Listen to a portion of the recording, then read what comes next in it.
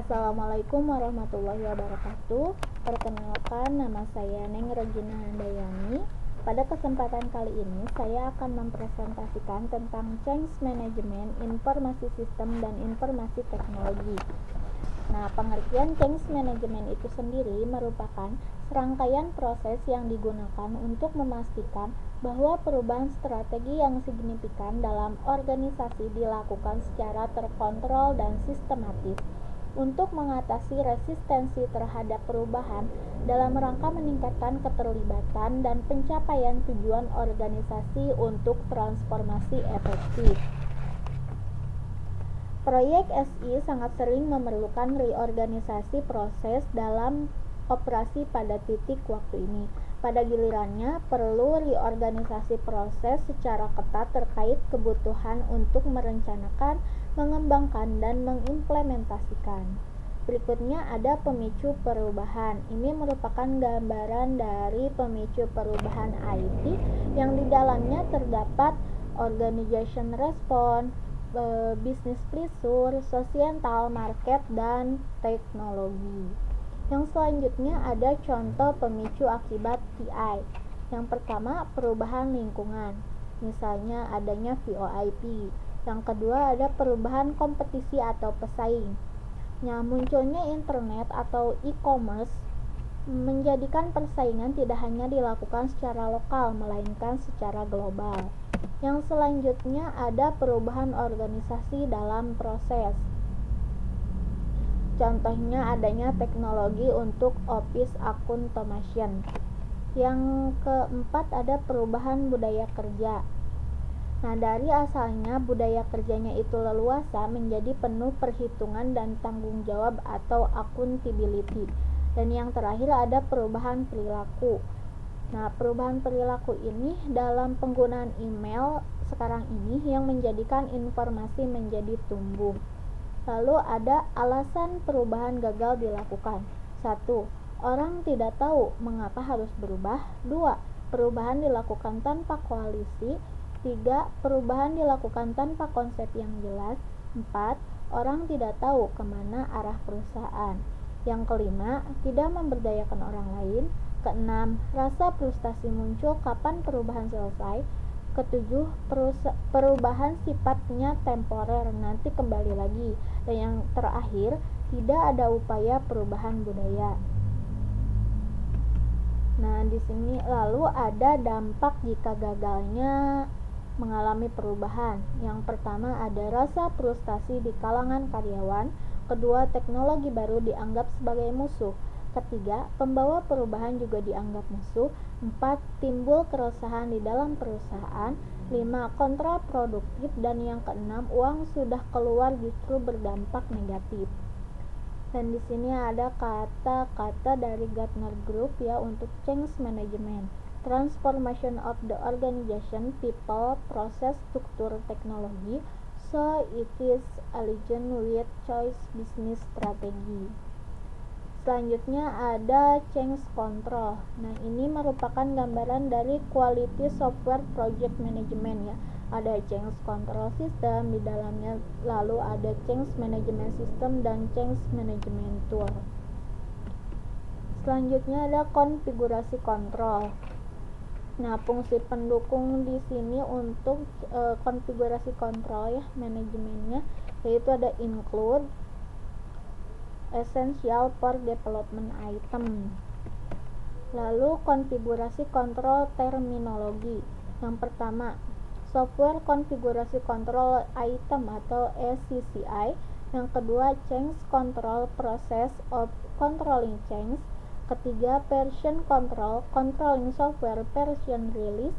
Keempat, konfigurasi control, process of evaluasi, approving and disapproving and managing change to SCCICS. Lalu ada SCM atau software konfigurasi management. Nah, formal engineeringnya disiplin. Lalu metode dan alat untuk mengidentifikasi dan mengelola perangkat lunak yang digunakan. Lalu ada konfigurasi control need di sini. setelahnya ada maintenance atau SCM. Maintenance ini sangat penting ya, karena semua fase mulai dengan persyaratan terus menjadi penting selama perawatan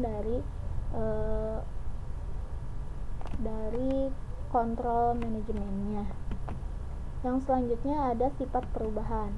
Nah, di sini ada 4 sifat perubahan. Yang pertama derajat perubahan, kedua dampak perubahan, ketiga perubahan sebagai proses, 4 pola perilaku dalam perubahan. Yang pertama derajat perubahan. Nah, di sini dalam derajat perubahan ada development change, yaitu perubahan yang sifatnya gradual, hanya sekedar mengembangkan dari apa yang ada saat ini. Yang kedua ada transitional change, yaitu perubahan yang sifatnya radikal, mengubah apa yang ada saat ini dan menggantinya dengan yang baru.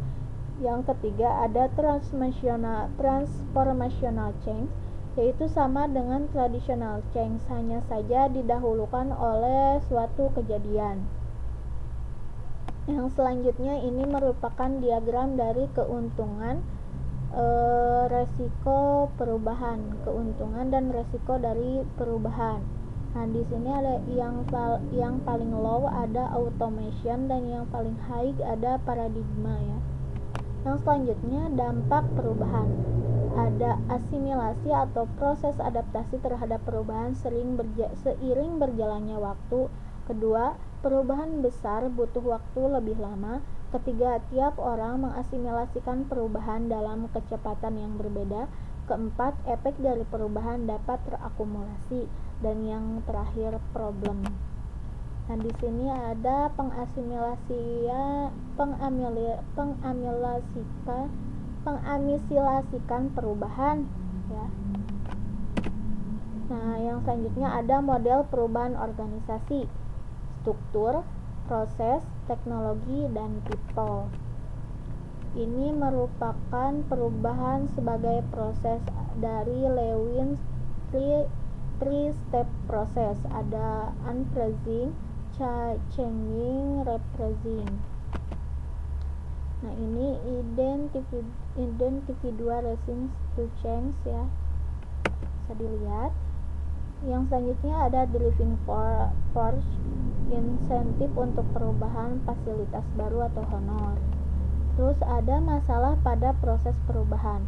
Masa perubahan terlalu cepat, tidak ada waktu untuk beradaptasi. Masa perubahan terlalu lama, orang bisa kembali menggunakan cara lama kalau tidak ada kepastian penggunaan cara baru. Selanjutnya ada respon emosional terhadap perubahan. Ada denial, anger, beginning, depresi, dan acceptance. Yang selanjutnya, mengapa penting untuk mengalami perubahan? Karena organisasi terdiri dari manusia, emosi manusia itu dalam keadaan tidak stabil, maka akan mengganggu organisasi, apalagi jika perubahan berdampak pada banyak orang. Jadi, demikian kepentingan organisasi dalam sebuah proyek TI, misalnya yang berdampak pada perubahan pada banyak orang, faktor manusia harus mendapat perhatian dalam manajemen proyek ini. Yang selanjutnya ada strategi perubahan. Nah, ini merupakan tahapan manajemen perubahan. Bisa dilihat gambarnya. Lalu pihak-pihak dalam perubahan. Yang pertama ada sponsor, yang kedua ada change agent, dan yang ketiga ada target. Target ini merupakan hal yang paling penting dan yang paling dapat dibawa untuk menuju perubahan. Nah, yang selanjutnya ada resistensi organisasi, struktural inertia, limited focus of change, misalnya karena keterkaitan antara teknologi yang berubah dengan proses bisnis yang harus mengikut.